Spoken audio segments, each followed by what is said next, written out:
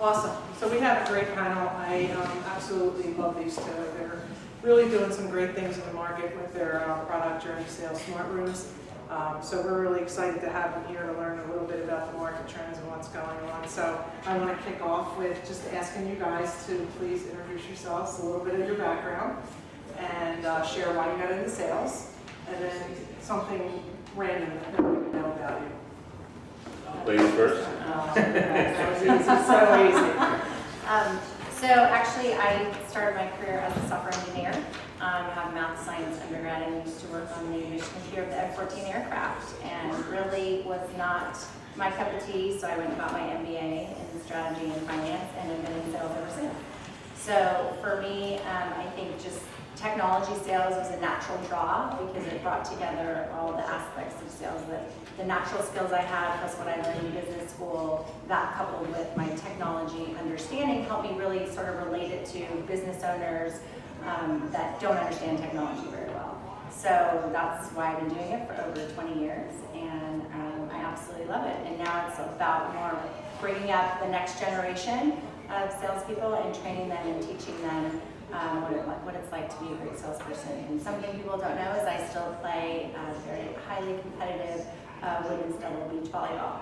So Wow. Very impressive. That I won't share years, but I go back a little further than Ann. But actually, my background, I was actually working with a technology company and doing like management consulting internally. And I got put on some projects that were really large outsourcing projects that they were trying to win the business. And I ended up presenting the ROI models, the value proposition. I was doing actually most of the work for the sales rep. So kind of at the time I decided, wait, I'm actually doing this and kind of driving the sales process. You know, why don't I actually just get into sales? And it was interesting at the time, and again, I won't share the years, but the training program I went through was 6 months long. So before you could even talk to the first client, or get your assignment, you literally went into a 6-month training program, which included living in an apartment in New Hampshire, going through a series of tests, both technical tests as well as presentations, videos, and things like that. You know, they would weed people out along the way, but at the end of 6 months, you know, they kind of break it down and build you back up. You actually felt like you really knew how to sell, and a lot of those skills I still use today. And I'd love to see some of that come back too, because I know breaking down salespeople. building it back up is actually a good idea. But when you get young kids coming out of college and getting in, it's a little bit trial by fire. But you want to make sure they could develop some of the base fundamental skills. Because as Mark mentioned, it's a profession. It really is. And you look at colleges today, and there's majors, in marketing and supply chain and data science and things like that. But it's just beginning to develop around sales. And if you look at a company, how much do they spend in sales versus other areas? It is a predominant amount of expense. So it just seems like there's a disconnect, which I commend Donna and Mark for doing this too, because I do think there's a great opportunity here to help kind of get people together, share ideas and thoughts, and how do we continue to advance this as a profession. So to make it shorter here at the end, I've been doing really small company technologies for about 20 some years. So I was working with a very large company when I first got into sales. 100,000 person company. I had one large account, which was Merck, and I jumped into a company with 12 people after that, and enjoyed it and never left. Awesome, thank you so much for that. So we're going to get right into the Q&A. So companies continue to invest in salespeople, process, and technology. So what are the types of investments that you're seeing that are really having an impact on revenue today? Okay. I think as you talk to companies, revenue growth still is the major driver for any company. It's the biggest challenge they have. And I think we do see, companies still investing in it. I think the challenge you see is, they're not quite sure what to invest in. When you talk about people, process, technology, it really does become kind of the foundation when you look at a sales organization. And I know from the people side, I've seen a lot of advancement with companies in really helping to interview, do behavioral analysis on people, and really try to identify which salespeople have the DNA for like a hunter, which ones are a farmer, and put them in the right place. You really see people doing a better job at that than in the past. We're also seeing a lot more specialization in sales than you have in years past. You think about it too from the point of view of the client.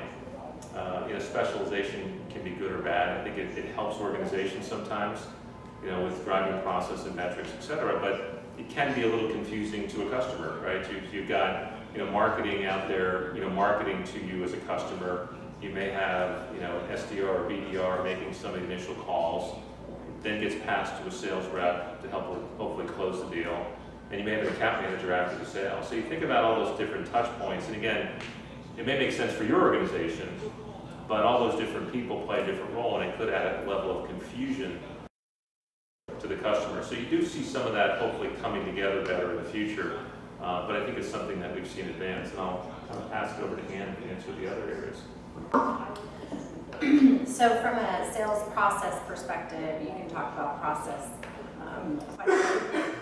Since we sell a product that helps companies sell better, we get involved and it gets integrated with their sales process. We get involved to understand that. So we've sort of seen the good, the bad, and the ugly of what's out there. And I think companies do an okay job in terms of defining and having a process, but there's really two main issues that I see consistently across our customer base is, number one is, the sales reps don't follow the process consistently. And there's no real way to sort of track that. Are they doing, the right steps at the right time? So then the second piece being that, how can we see that that they did do it, and then how effective was it? So once again, that inability of being able to track it. There's lots of companies that will sort of produce a sales process, but it's really no more than a document that they bring forward, and sales reps will look at it and never look at it again. So those are some of the big challenges. From the technology standpoint, obviously technology is near and dear to my heart and our heart because we've been selling it for so long. And as we sort of focus on the sales process and enabling it in a digital way, I think one of the correlations that we can make is that, marketing automation, for example, the way in which, Eloqua and HubSpot and Marketo are designed, those things are there to sort of create this digital engagement with a customer and do that early stage education, but then when they sort of, pass it over to sales, it breaks that connection.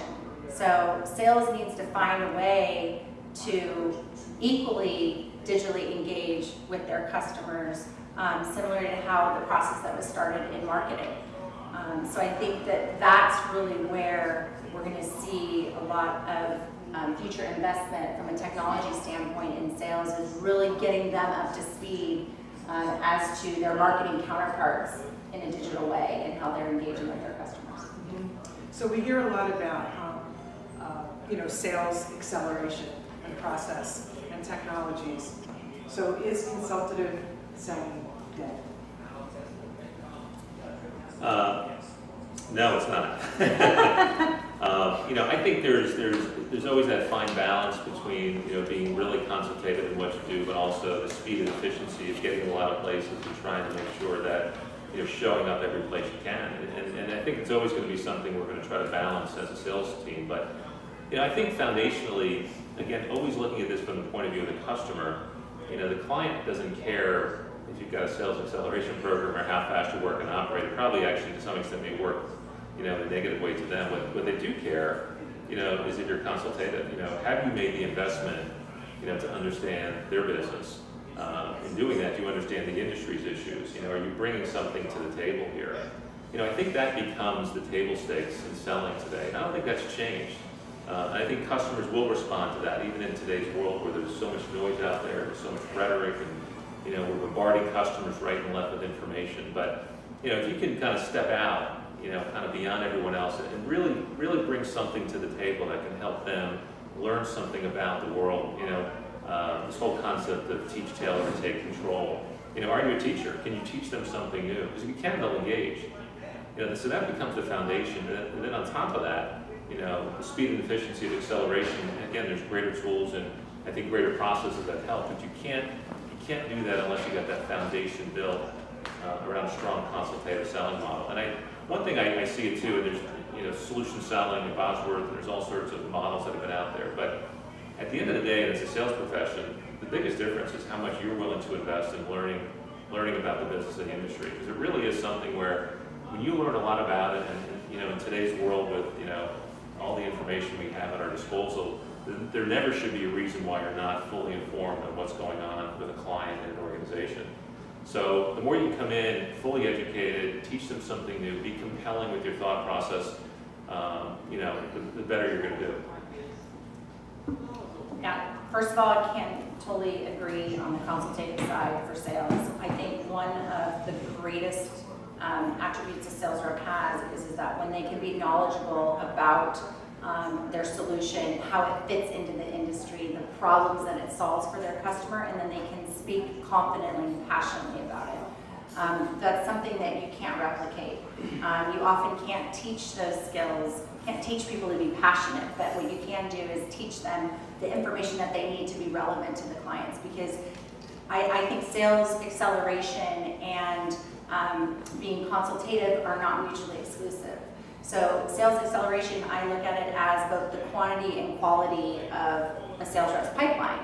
And it's not about making 100 phone calls or sending out 25 emails on a daily basis. It's about when you get to the level of being a trusted advisor, you get more first meetings and you progress sales cycles way faster than you do if you're just sort of following a script and not really understanding the problems that it's solving. So I see sort of both those aspects. Yeah, and I think the add-on for me there is, we talk about the skills of learning your industry, but there's also this confidence that comes. It's a competency that you need, the soft skills around, how do you have sales presence and presence yourself during the conversations, so that when you're bringing up the business issues, you're not just sounding robotic.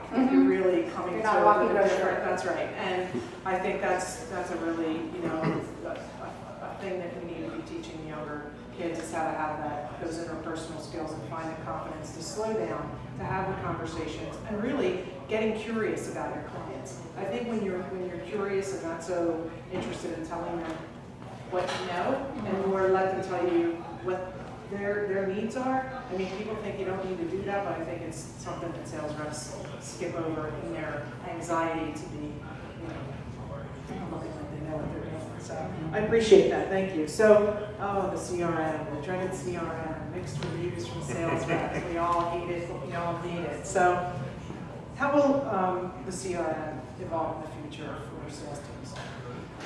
Okay, well, first of all, as being a bag carrying rep for over 15 years, Bill can attest to often I was working for him. I was not the best adopter of CRM as a sales rep, and to be quite frank, because there was nothing in it for me. I used to tell him every day, do you want me closing business or do you want me entering data into CRM so you can run a report? So to me, I look at CRM as more of a platform today, whereas it really needs to evolve into something that's going to help sales sell. And it's got to deliver something for the sales rep to get them to go do it. Because I understand the importance for management to be able to have the reports, but we have to be able to have something in it for the reps too. Yeah, when we actually started the company Journey Sales, when we first went out to the market and started interviewing people and surveying reps, one of the surveys we did is we asked salespeople, we said, on a scale of 1 to 10, how would you rate the value that your CRM system provides you in helping you make your number? And anybody want to take a guess in terms of what the average number was or the range? 1%. It actually came out to be 2s and 3s for the most part. So to scale of 1 to 10, probably the investment, that the company makes, the most expensive technology for sales, the one that salespeople will spend the most time with, they came back with 2s and 3s in terms of the value it gave. And I think they only gave 2s and 3s because their boss was in the room and they felt bad about it. I think if I got them objectively, it probably been the 1s and 2s. But I mean, it's the reality of what we have today with CRM. And it isn't that much different than it was 20 years ago. I mean, it's in the cloud today, and as Ann mentioned, it's more of a platform, so it integrates other things together. But it's an internal tool, it's a record-keeping tool. It's done properly, it does add some level of value to the way you work and operate. But I think CRM is going to fundamentally change. I think we're going to start seeing shifts in the way CRM evolves. I'm not even sure the name will stay long term, but I think there will be a new set of technologies and processes built around that I think hopefully and ultimately will make the sales rep more productive, really help them sell, really help them engage with customers, because that's what we want out of it. So you're going to educate the sales leaders on not being so dependent on certain data points being put in the CRM? Well, I think part of it is there actually has to be less data entry. I mean, part of the idea of making CRM work, like you see Internet of Things today, right? I mean, you're accumulating a vast amount of information, but you're not sitting there data entering things all the time. The same has to hold true in the sales world.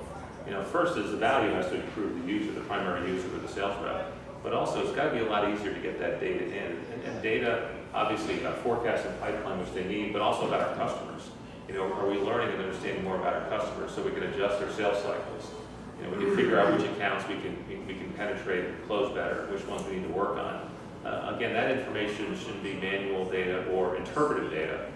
How many forecast reviews do people go in and tell the manager something, and the manager has no idea if it's right, wrong, or indifferent because it comes out of the mouth of the happy eager sales rep. Exactly. And that's all you know. But you need some better, more defined data to really help, I think, give the organization and as well as the sales rep a better direction on what we're doing.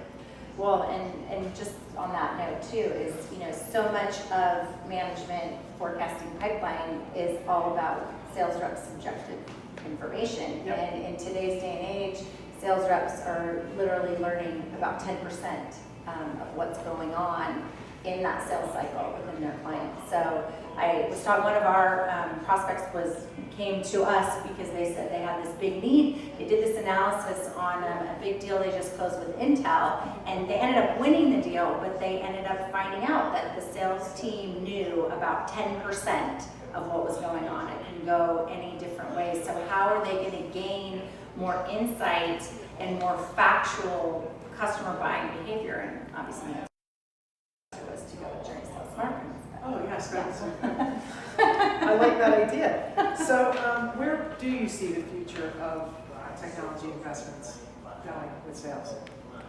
Or for sales? Yeah, I think just kind of playing off some of those last questions and comments, and I think it is to make the tool just a heck of a lot easier and I think more valuable to the sales rep. So, you hear a lot about predictive today. Wouldn't it be great in CRM if you went in there and it started telling you, by the way, here's the next things you can do to better improve your chance of making the number this quarter. And there's data out there now that's beginning to do that in certain levels. But sales processes, we talked about sales process before, and the adherence or not to those. But again, how many people use Salesforce today, by the way, or have used it in their organization? Okay, so their new Lightning, version of the product is coming out. One of the nice things about Lightning, it has the first thing they call Sales Path. It's a guided selling system. So when you're in there, it actually, if they program it right, will guide you to recommendations. If I go from stage 2 to stage 3, it'll say, here's the things you should be doing in order to maximize your chance of moving from stage 3 to stage 4. Like so coaching questions? Coaching questions or activities or executives you need to engage with, all sorts of things that are in there. So that level of guidance I think needs to happen here because again, today the limitation of CRM is it just becomes, again, a repository where we store data about our forecasting contacts, but it's not helping me drive or guide or predict my next level of activities. And sales managers don't always have the time to do the account reviews deeply enough to provide strategy for where they are in certain stages. And when they do them, again, it's interpretive information. Yes. It's very subjective. It's based upon sales reps shared. Yeah. Some are highly optimistic, some are pessimistic, and many in between. So you got to know, the data you're getting from the source you're getting it from. To say, boy, it sounds like this is a great opportunity, but Joe has said that every quarter and it still hasn't closed yet. So you're putting filters around some of the stuff. But I think key to this is really having data, again, based on customer activity. We use the term digital body language of the customer quite a bit. Wouldn't it be great to be able to understand is the client leaning in, leaning out?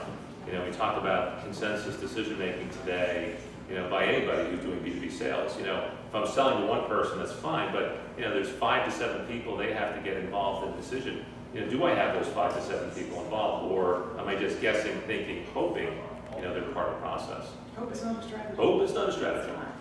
So you kind of answered in a way, some of the, what are some of the struggles that sales reps are facing today? So besides the CRM, like what do you think the sales struggle is?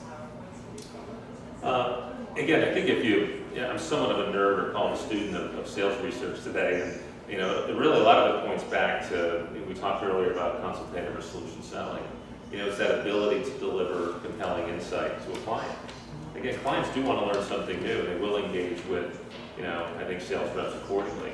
I remember the former CEO of Johnson & Johnson was telling me, he said, I'll do about 10 vendor calls a month. He goes, I do it to keep up to speed on things and to understand what's going on in the market. So he goes, I slot about 10 meetings a month. But he said, if I get one meeting a month and I actually learn something new, he goes, it's a good month for me. But he goes, what I get is product pitches. I get people coming in, spieling out whatever they learned in sales training, and he goes, I've read all that, I know all that. It's not helping me learn how to improve drug discovery or how to shorten the time it takes to get the drugs to market. He goes, that's the things I care about. And he goes, rarely does somebody come in equipped to tell me how their technology can help solve the problems that my organization is trying to focus on. So I think that's an area where, again, I think we can own that. Again, as a sales professionals, we talk about it. That's something we can own. That's something we can continue to make ourselves better at, sharpen our sword, continue to research the markets and the industries that we're focused on, and become a thought leader there. Again, you don't have to live in that industry. You don't have to work in it to be a thought leader. There's so much information that's out there today. You can learn, through the internet, through trial and error. And you can also learn from your own customers' use cases. Absolutely. Absolutely. There's a lot of strategic insights right there. I think people ignore. Yeah. I think the sales reps don't have time to mine it. So, and sometimes marketing doesn't, don't have enough other resources to pull together. But those, knowing your customer profile and knowing where you have made a lot of impact, finding the similar threads that you can bring into the conversation as, we're seeing this in the same industry, these are the challenges they're facing, this is what they did to solve. Are you seeing some of those things? And then you get curious from them and they start opening up. Yeah. Well, exactly to that point, as we've already discussed, consultative selling is not dead, and Right. the best salespeople are consultative in that way, and if they have the knowledge about how they fit into the industry. I actually have this triangle of how I hire sales reps. It's like a three-sided triangle, and the things I look for is people that can be consultative about their solution, how it fits into the industry, and how they're solving problems. Then the other side is, can they form and maintain executive relationships? And then the third is, do they have the basic set of sales skills to be able to sort of drive a process? Right. And whether you believe in the CEB and their research or not, one of the things that I gathered from it, the consultative sales rep, they call it a challenger sale. It's really all centered around teaching, tailoring, and then taking control. But if you can't teach, then you can't do any of it. Yeah. So it sort of stops right there. Yeah, that's a great point. Thank you for that. So marketing sure has faced some challenges over the last 10 years, right? So with, HubSpot, Marketo, these other companies that are giving, promoting all this information. So how's that impacting driving sales? Yeah. I think we all probably, see the chasm that exists between kind of marketing and sales in different organizations. The classic case is marketing goes off, does their jobs, they throw a lead over the wall of sales. Sales may not like some, they cherry pick the few and try to drive it down the line. And a lot of things just kind of die there and stall out. But I think marketing has really changed quite a bit in the last 10 years, and a lot of B2B marketing. A lot of it is really the advent of technologies. Top technology really became a catalyst for marketing to change. If you look at marketing back in the 90s, it was fundamental around brand and things like that. But the internet helped propel things. But the tools, like Donna mentioned, Eloqua, HubSpot, Marketo, really allowed marketing to change not just how they operated, but the value they brought back to the organization.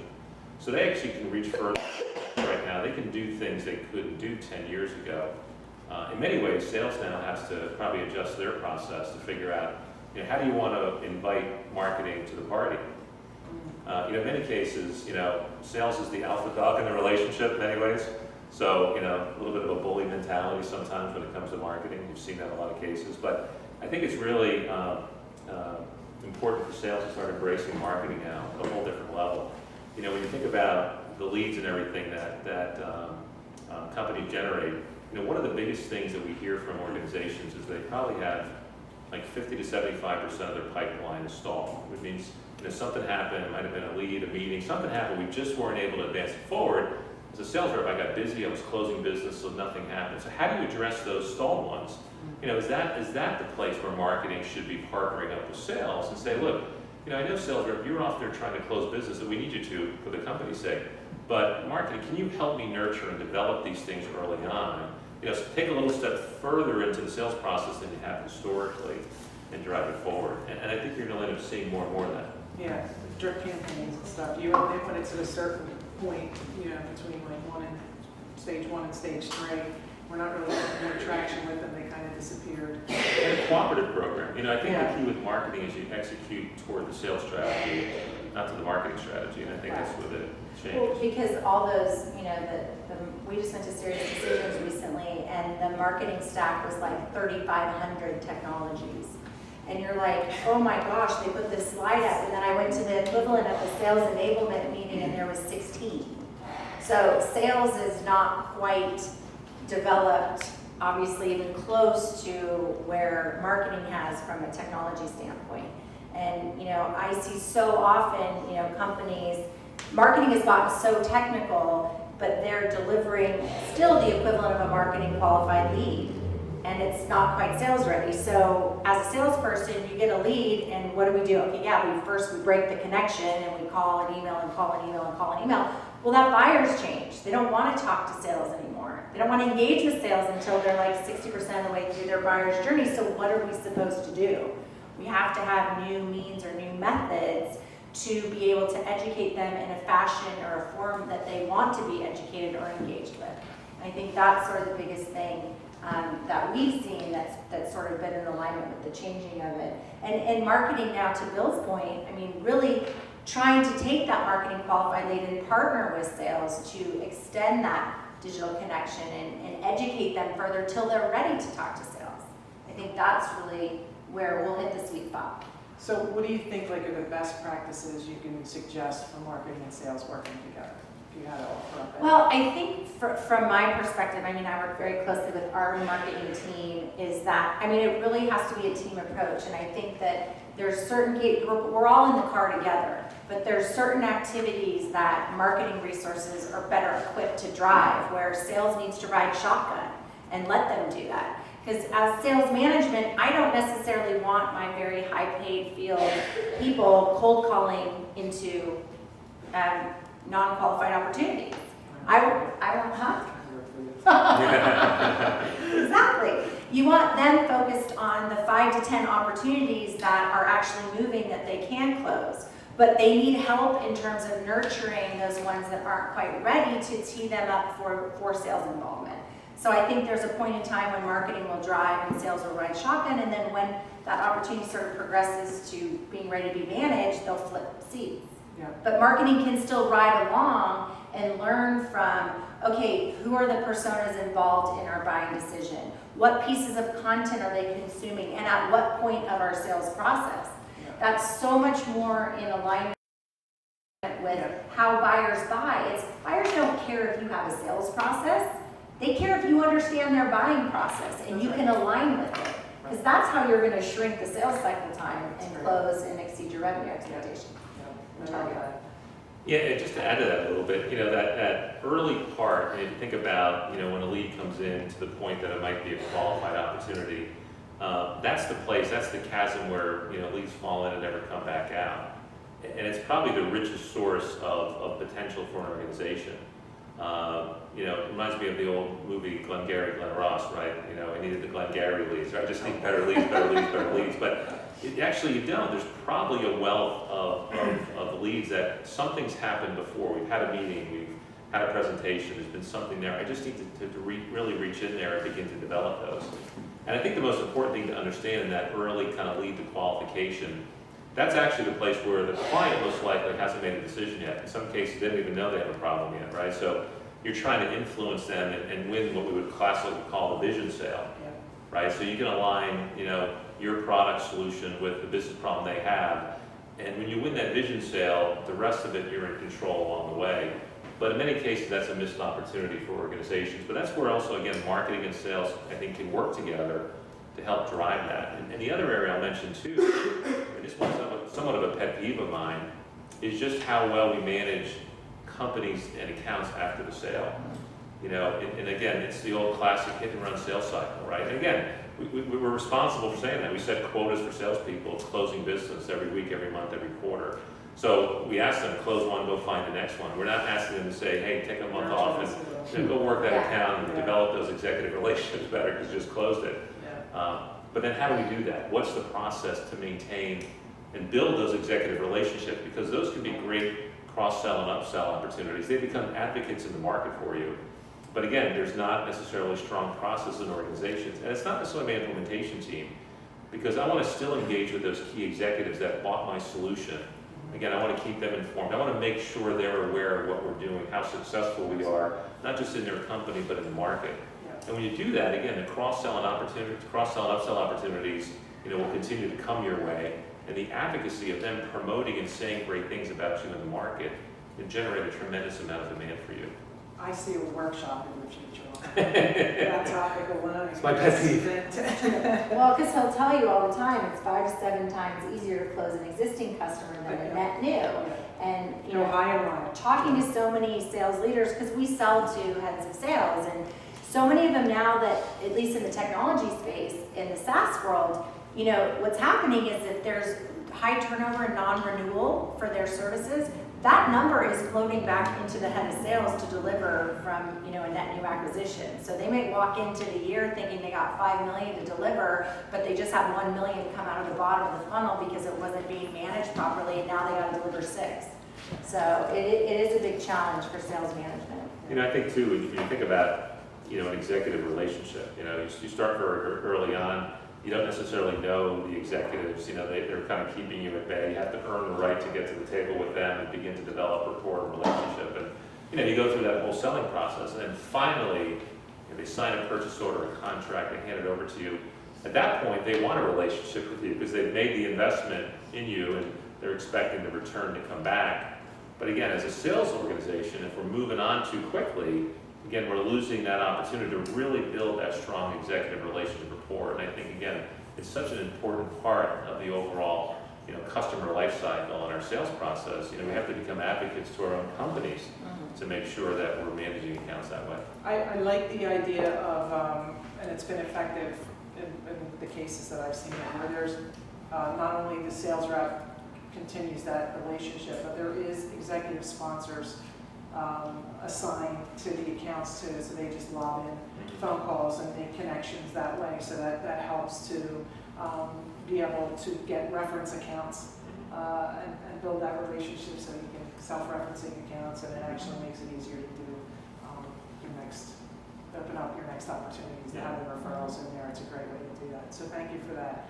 I feel like we've been road hogs up here, so I kind of want to see if we have any reaction from the group to some of the things that we're talking about. Does anybody have any questions or any comments? John? Yeah, I'll have to say that this is wonderful because kind of what's happening here is I've seen my own personal kind of change of heart with marketing and sales, where we've always been kind of butting heads, but I think recently with the social media, there's more of a connection with us where, like you said, I'm kind of the alpha dog as the sales rep, and what I've seen, which has been great, is a lot of times I'm single-threaded with the executive team, but there's ways that marketing are able to get in with those executive stakeholders where they know who I am, they know my company, but you know what, John, you deal with Bill, we can't have you call on everybody. And we've been able to flood them with LinkedIn, with targeted messages, and all of a sudden, I'm able to get more broad base into the account. So I find that with these tools, really, that they've really been able to help get me to that next level where they're able to market me, where they know who I am, but also they're doing the work for me, marketing. Yeah, you have credibility, you're getting credibility, and they're your champions in an odd kind of way. I mean, John is in particularly competitive field in the higher vertical. He sells- Enterprise Enterprise, SaaS. Yeah, So, SaaS and CRM, and so he's, I mean, they're big ticket items, and he sees all kinds of, intense selling where marketing and sales are not always aligned. And you always have to deal with one person. You can't go above them, but Yeah, then all of a sudden you can once you get to that point. So I think that's the interesting part where we're able to see who's coming to see us on Marketo and then LinkedIn. Yeah. So we're able to leverage that. It's almost like a cheat sheet for us. So it's been great. Yeah, it's interesting. One of the clients that we spoke to recently was telling us they do very large outsourcing projects that take quarters and in many cases years. And they were saying that social actually works to their disadvantage because Yeah. if they start, connecting with people in new accounts, their competition sees it and just follows their path there. So, there's good and bad in the early stage, but when you get to the account level, if you land a new account, I would ask key executives for my company to connect with key executives. Sure. Even if they've met them, it just shows a level of kind of respect and rapport. We know who you are, Sure. we're investing in you, and that little effort alone is something that I think people would respond well to. Yeah, it's been great. thank you for that, John. Any other insights? Yes. Yeah, you mentioned that the solution selling dead. Let me tell you where that came from. That came from a Harvard Business Review article wrote by the CEB. I did work with the Challenger Sale and Dixon. They blew up the sales training business. Richardson freaked out when that article came because they did. They called the Challenger Sale dangerous. Because what the Challenger guys did is they ran analytics on training. A lot of these mostly sales trainers did. So they blew up and freaked out the sales training company. So CEB got smart. What they did is when they wrote that things that dead, they said, here are the analytics. Here's what they thought it is, and here are the analytics here on the measurements we did. So that was all that solution selling dead stuff came from that Harvard Business Review article. It's funny. I get so fed up with this conflict between marketing and sales. I sort of hang around with the Marines. I asked the Marine General. No, you're laughing, but I asked the Marine General. I'm laughing because you're fine. Well, it's highly destructive because this conflict between sales and marketing we still haven't figured it out. And I asked the Marine General, how long he would tolerate the conflict between marketing and sales? He just looked at me like I was crazy. I mean, they would stop. This disconnect here is really dysfunctional and really disheartening to see this constant conflict and we haven't figured it out yet. It's just, the Marines have, and we have, because the Marines, when the Marines go after the marketplace, it's not like the marketing over here, you can take your kumbaya, you're going to be, they integrate their strategy and tactics so they go after the marketplace. So I just don't get why we can't figure this.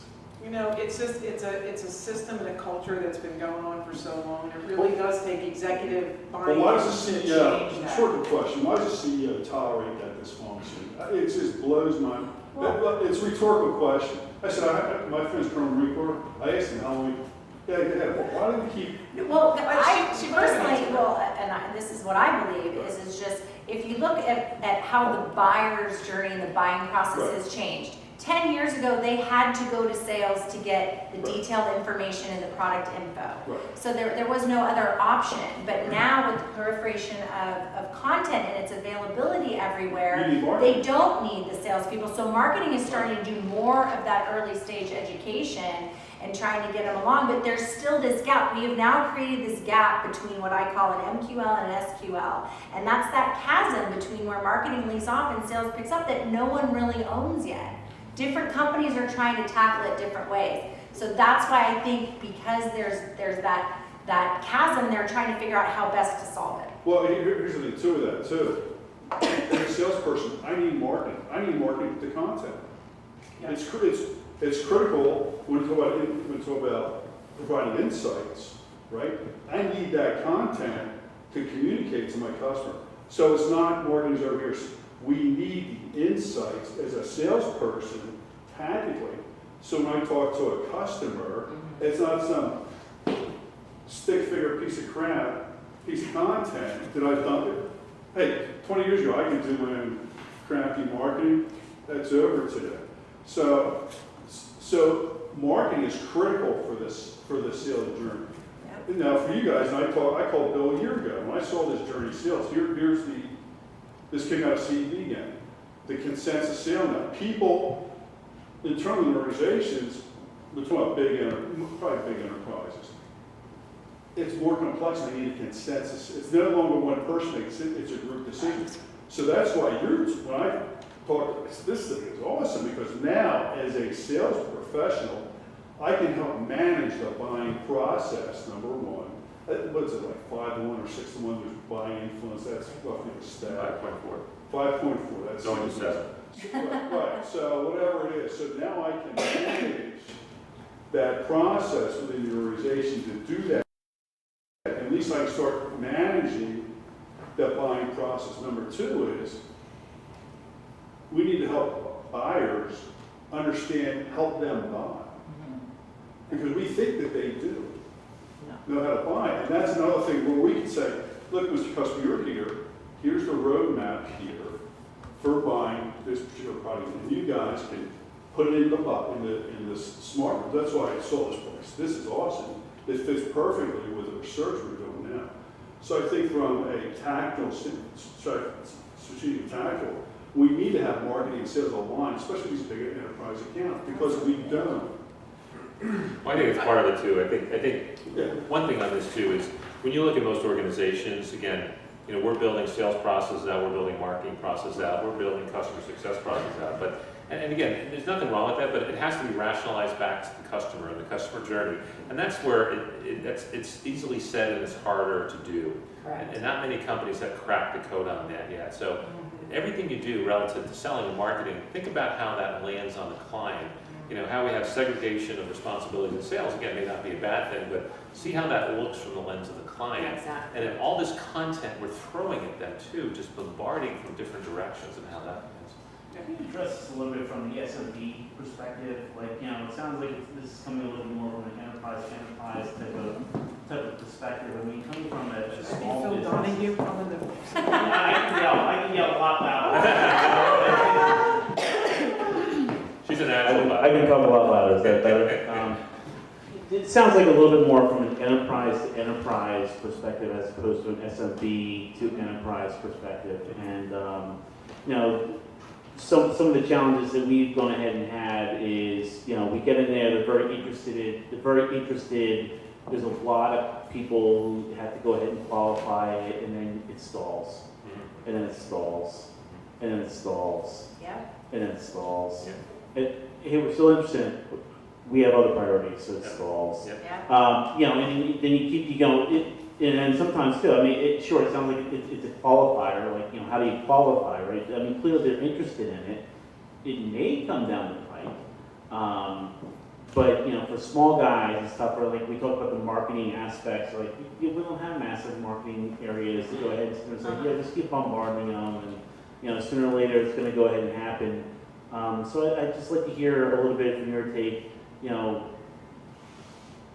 I'd love to hear if there's a magic formula. Yeah. There is. We're going to share it for the end. Wait, let me come up with a. You start with it. I know.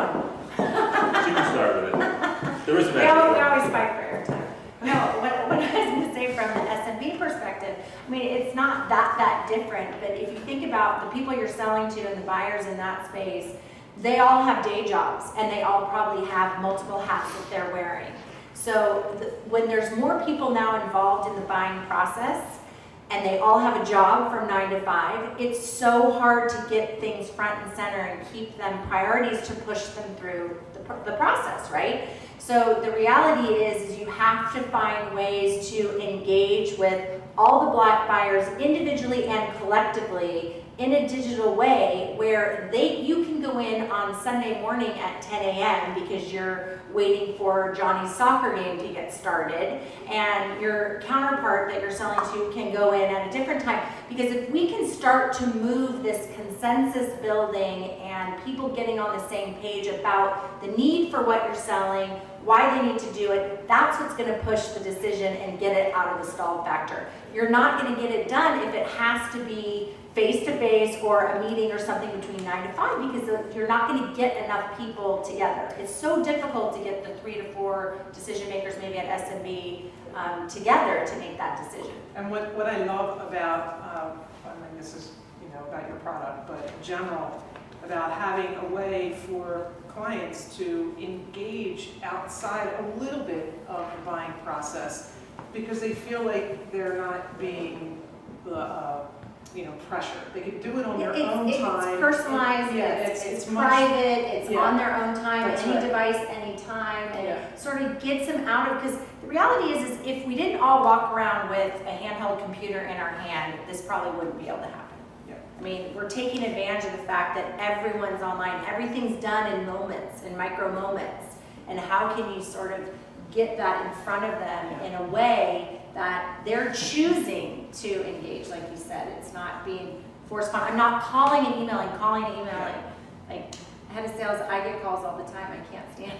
I'm like, I don't want anything. Yeah. You know? Well, it's funny because John and I come from the same business, and if we've been selling educational technologies for 15 years, everything has been consensus selling. So if we had this tool back then, it would have made our life simple. Our marketing department was doing what is the digital marketing is doing now. It targeted with different case studies. Every case study had a different buying persona. So we were trying to let people engage outside of the buyer's process, but we actually had to go. We couldn't see what they were doing so much. I mean, part of it lets us see some things. There's some technologies that but it's more digital breadcrumbs of like individual person, individual piece of content. It's not in the context of an entire opportunity or entire buying process. That's right. That's right. It's cool Yeah, stuff. well, I think one of the things too, just to add to that is CSO Insights. They're actually a group that does a lot of sales research run by Miller Hyman.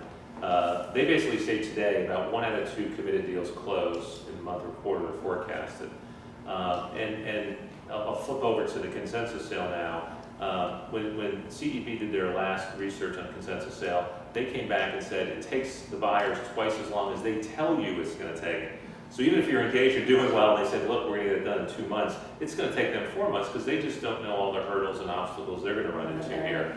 So that all has to be factored into this. So the secret sauce per se really is a matter of moving away, from the whack-a-mole sales process that we're all part of. I mean, this is true. One drops, we got to go to another one. Go to another We have one. to change the expectation. Yeah. And managers have to change the expectations on the reps, because I think the reps react to the behaviors of their managers, and they get all tense, and it goes right back to what I was talking about, is presence. They forget. Well, I think you have to, the organization has to take a really hard look and really stop, guesstimating where they think things are. But the data is out there today, and really looking at your funnel, your pipeline in a way that says, look, I just need to have at any time in stage 1, 100 opportunities. It's just not going to work because it's going to take twice as long. Things are going to get stalled. My customer doesn't engage with me the right way. I need 50 here, and the math has to make sense. And then you've got to be able to put the activity behind there and measure that. And so few companies really, really do that. And this is where, what we've done around smart rooms and digital engagement is you can't be everywhere. So, with smart rooms is really taking the B2C web experience we know through Amazon and tools like that and applying that to the B2B world, because we just need a way to reach and extend and educate, without necessarily always having the human touch. That's a limitation, not just in our own resources, but buyers don't want to buy that way early on. Yeah. Mark, really a rare occasion when we don't hear from you. So I'm sure there's something. Come on, you have any questions? Input, feedback, insights. Clearly,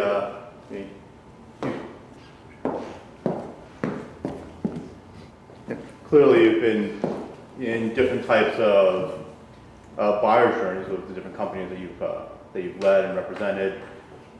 So can you talk about just how you maybe came to discover or kind of came to the intuition that you needed to really change your sales process? Because I think we always come in with an expectation that this is what the sales process is. And then when you're in the situation, you quickly realize, well, that's not how the buyers particularly engage. That's not going to be a path for us to win on a consistent manner. So can you maybe just talk about some of that discovery process and how you kind of re-engineered the sales process around that? Yeah, I'll start off and may ask Jim to jump in too, because he's part of the same company as well as Dan. So We're one of the ones who we were all part of a company called iPipeline, and So I got involved with them back in, I guess, 2008, and it was a founder-led company. The founder did most of the sales right up front. He had his own style and approach. Didn't believe in PowerPoint. Everything was a demo. Everything was a demo. Somebody reaches out, he does a demo. Feature function, here's what I have. You like it, not, I move on. And so Ann and I ended up joining, and mostly everybody was from the insurance industry. It was a technology, cloud-based for the insurance industry. So a lot of the people were deep, levels deep, years deep in the insurance industry. And I could barely paint my auto policy, so I didn't know a lot about it. So just entrenching ourselves, into the business, what we found out was that what the industry really cares about is this concept of straight-through processing. And they said when you put a life insurance application in, it can take 60 to 90 days, for that to get completed with all the underwriting. And it was, by the way, in that process, things happen. My wife leaves me, the dog dies, things happen, I lose my job. The dishwasher breaks, so other things that I just decided to defer that. So there's a huge dropout rate along the way. So we went to them and said, look, if we can automate this through technology, because everything was paper-driven, and we can short-circuit that time it takes from application to decision significantly, it would increase your placement ratios by X. So for every 100 applications you put in, only 80 make it through. We're going to say 90 now. Does that give you, the reason to talk to us more? And they all said yes. That makes perfect sense, because it was about the issue they struggle with the most. I can't get more stuff through in sales. I just need to get more output on the other end. And that just transformed the way that the business was viewed, and it grew significantly after that. But so then, obviously not knowing the industry and coming in, spending time to understand the different personas that would get involved in this sort of decision at the insurance companies, when they got involved, what their key concerns or questions were. Once I figured that out, then I just automated it and processed it for the entire sales organization, because every single one of them operated within a 5% swing of that same process. So really, it's about understanding that buying process for that product in that industry. And then once you sort of dissect the personas, you know the questions that they have. So, we created like a cost benefit analysis that was able to let them plug in 3 pieces of data, and it would spit out what their savings was. And we knew exactly who it needed to get presented to and when was the right time in the sales cycle. And then they all just started to fall from there. Wait. You guys just described, all you're saying basically is, we know what our value proposition is. That's really what you're saying. But we know what our value proposition is, and this is how we present it. So in context of the various buyers that are involved, because the underwriter buyer, the head of underwriting, our value prop to him is very different than to the head of sales than to someone else. But like that's not your customer too, Yeah. right? So, Yeah. but I mean, but in a sense, I mean, you really want to be, a good salesperson. A salesperson truly has to understand their Correct. business's value proposition. Exactly. If you don't understand the value proposition, you're going to do a terrible job. And how you fit into that industry or company and the problems you solve, absolutely. And That's flip where I the story. actually think marketing and sales need to do a Absolutely. better Yes. job. Yeah. That is one place that I think when we're talking about that And I would agree collaboration. with that, because I was Yeah. going to say, it's like that's where team up Yeah. really kind of comes into play, Yeah. because the two And- can go ahead and help each other. And sales reps, I think, have a problem. I have an expression: if you don't know the scale, you can't jam. So if you really don't know the foundation of your value proposition, if other personas come walking in the room, you kind of lose credibility. So Yeah. that's why it's really the education piece Yeah. is really important. I feel like if you look at like a process chart, there's sales effectiveness and then there's sales enablement, and I think the sales enablement piece is really the product training that has to be constantly ongoing, flesh through, and value proposition to the different buyers. Yeah, it's really about getting to the mass market. It's interesting when we saw, and again, the founder of iPipeline, great guy, did a great job, and it was steady Eddie growth.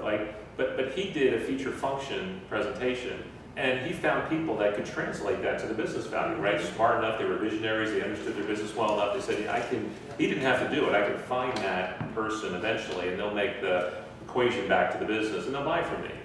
And the business grew, at a fairly consistent level from that. When we flipped it and changed the story to the market about their business problem, the inflection went up like that. Because the majority of people don't can't do that. They don't make the translation in today's world. So you, as a sales rep, have to come in and bring that to the table. And again, it's never hearing it once. It's at minimum the rule of 3, right? They got to hear the same information 3 times consistently with the same conviction, and then you're even just beginning the process at that Stay point on in time. point like Donald Trump, 3 times. Yeah, and come up with like really snazzy nicknames. Yeah. I'm telling you, we're really going to take it back. We're taking it back. You know why? I'm telling you, we're taking it back. So other questions? I know we're getting up to, 7:45. You want to ask a specific one? This is actually really top of mind right now. Awesome. A lot of early stage startups, they depend heavily on essentially the free trial. Right? And what I've seen is that there's a vast fall off between people who sign up, from the people who actually go ahead and make a purchase. What have you found that maybe just to change those metrics around so you don't have such a big drop off on the free trials? Because obviously that's a real killer and you're losing a lot of opportunities. Is it because they just have the funnel too wide and you're just letting anyone go in, or is that a good strategy, or what do you think could work? Well, I refuse to do free trials, so I'm the wrong person to ask. I've never done it anywhere, so. I don't think it's an answer for everyone. I Yeah. mean, there are select companies where if the market's right and the buyers are right and the technology is so innovative enough that they get their hands on it, it works. Absolutely, go that market and extend your reach that way. I think so many people got caught up in that concept. When I was doing work with a company and it was part of the Kleiner Perkins family, they called it consumerism of the enterprise. They said, Right. look, you have to build a technology that can come up from the bottom, not from the top. Kind of against all our principles. And it proved not to work real well long term. Again, select technologies can work that way, probably IT and maybe security things and things like that, but the vast majority did not work well that way, and you just couldn't get enough people using it.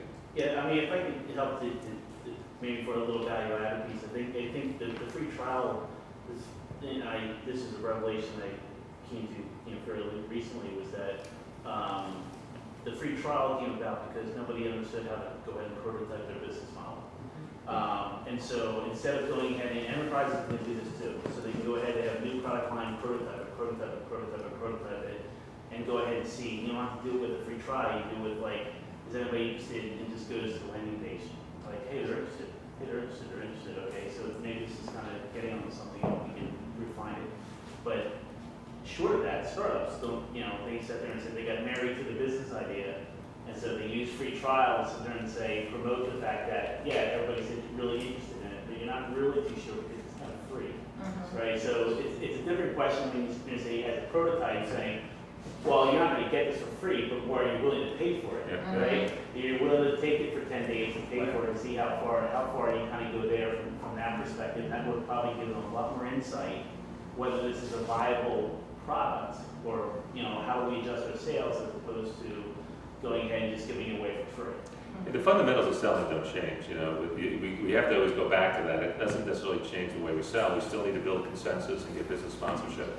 I remember I mentioned that story. I used to have the Merck account many years ago when I was a young sales buck. And it was the only account I had, so I knew the executives. I used to walk the campus. I had a badge, I can get around.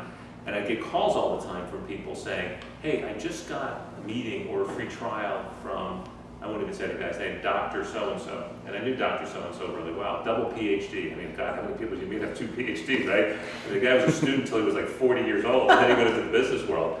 And they were enamored by this guy. And he's a smart guy, presentable, but the organization didn't like working with him internally because he was too smart, so they turned him externally. And they said, you go vet everything. He had a budget of 0. So, and to some extent what will end up happening too is he brought things forward and actually became a negative to people because they're like, I just don't want to see another thing that this guy brings because he twists everything around the wrong way. So people were coming in doing free trials with this guy and getting nowhere, and it was just, it was a black hole that people fell into. And, that happens all the fundamentals still hold true regardless of, the approach to the trial. I was going to say that you have to know what your strategy is when you're doing the free trials. We have seen it in the educational technology space make mega companies out of it. But they were very strategic about how they chose the free pilots, and they limited it to the user buyers. And they were, so it wasn't enterprise, but they got grassroots efforts, especially in a very competitive market where you have like a, the vendor is really entrenched in there and the exit strategy is severe. And they're like, yeah, well, we have to get all the buy-in. Well, don't worry about that. We're doing the buy-in. We have like 50 faculty members right now using this product, and they're all like, yeah, and they start pushing back. So it really is dependent on the business. It's you can have multiple models within a business, right? Yes. Like Google, for example, right? What we're going to give away? We're going to give away the browser for free, right? But what are we selling? Who are we really selling? We're selling to advertisers. Right? And see what's going to attract advertisers? All the users you just brought in for free.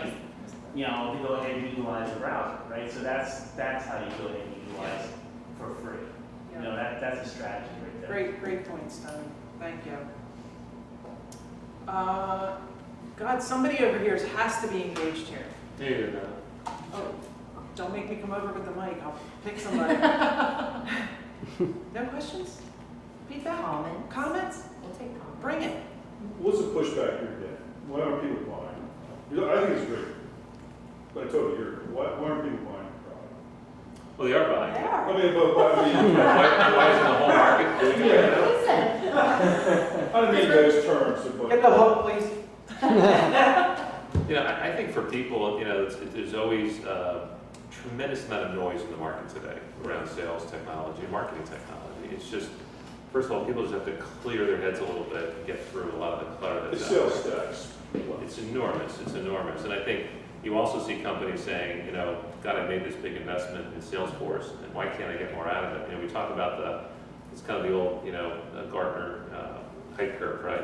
So it's like an executive signs on, Salesforce is going to change the world, we're going to do everything great, we're going to make our number all the time. Whoa, oh my God, it doesn't work at all, it's a piece of crap, how do I get rid of it?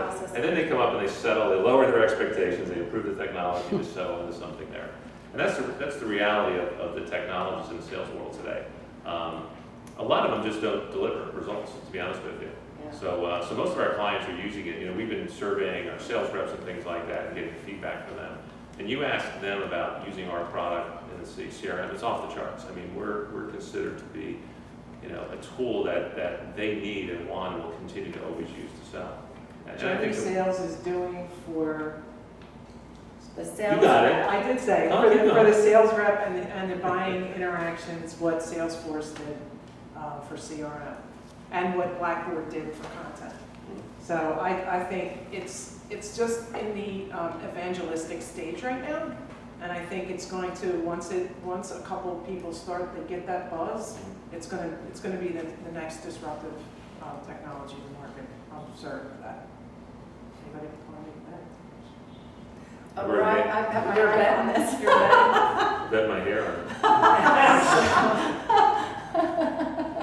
A couple other guys are making bets too. So part of our goal here is to, you know, bring some insights to you for your business. Is everybody feeling like they're walking away with something that they could take back, whether it's getting a demo from your sales or... Yeah? Awesome. Mark, anything else? I'm going to train the marketing staff after a lot of things I've heard today, so I'm going to be the alpha dog. Actually, the reason Take them out to lunch. the reason why I emailed you the other day is because I wanted to talk to you. Exactly, so it's good.